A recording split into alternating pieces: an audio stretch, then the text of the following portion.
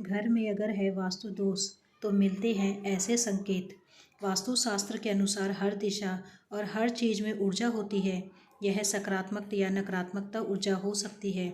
यदि घर, दफ्तर या आसपास के माहौल में ऊर्जा का संतुलन बिगड़ जाए या नकारात्मक ऊर्जा बढ़ जाए तो समस्या बढ़ जाती है। नकारात्मक ऊर्जा हानि, तनाव, रिश्तों में मनमुटाव आदि पैदा करती है। हालांकि कई बार अनजाने में हम वास्तु दोषों को पहचान नहीं पाते हैं। वहीं यह वास्तु दोष तरक्की में बाधा बनते हैं, घर में पैसा नहीं टिकने देते हैं, घर में नकारात्मकता शक्तियाँ हावी हो जाती हैं।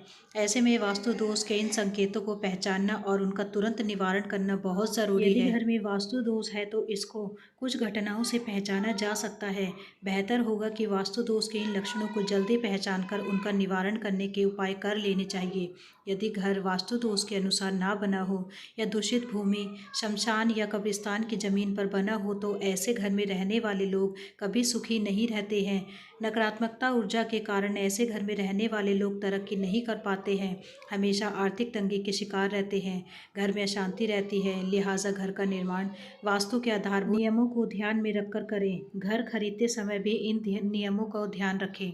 यदि अच्छा खासा चलता हुआ व्यापार है या पर्याप्त सैलरी वाली नौकरी है, फिर भी आपके पास पैसा नहीं टिक रहा है तो यह वास्तु दोष का इशारा है। वास्तु दोष के कारण लगातार बेवजह के खर्चे होते हैं, घर में बिना किसी बड़े कारण के रोज झगड़े हो, हमेशा अशांति और तनाव रहे तो यह भी वास्तु दोष का लक्षण है। यदि घर के किसी न किसी की सेहत हमेशा खराब रहे, इलाज से भी कोई फ़ायदा न हो तो यह वास्तु दोष का इशारा है। इसके अलावा घर के सदस्यों की नींद उड़ना भी घर में नकारात्मकता ऊर्जा बढ़ने का संकेत है। यदि आपके घर में वास्तु दोष के ऐसे कई लक्षण दिखे तो समय रहते उपाय कर लें।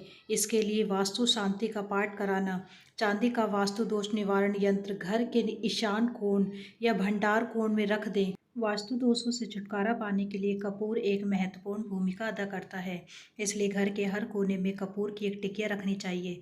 इसी के साथ रोजाना प्रातःकाल और संध्या के समय कपूर को घी में भिगोकर जलाना चाहिए। ऐसा करने से घर में सकारात्मकता ऊर्जा का प्रभाव बढ़ता है। रात्रि के दौरान रसोई में जब काम खत्म होने के बाद एक छोटी कटोरी में लौंग और कपूर जलाना शुभ माना जाता है। पाठ करने से दूर होगी चिंताएं। घर में मौजूद वास्तु दोषों के निवारण के लिए संभव हो तो रोज या फिर हफ्ते में एक बार रामचरितमानस और सुंदरकांड का पाठ अवश्य करें।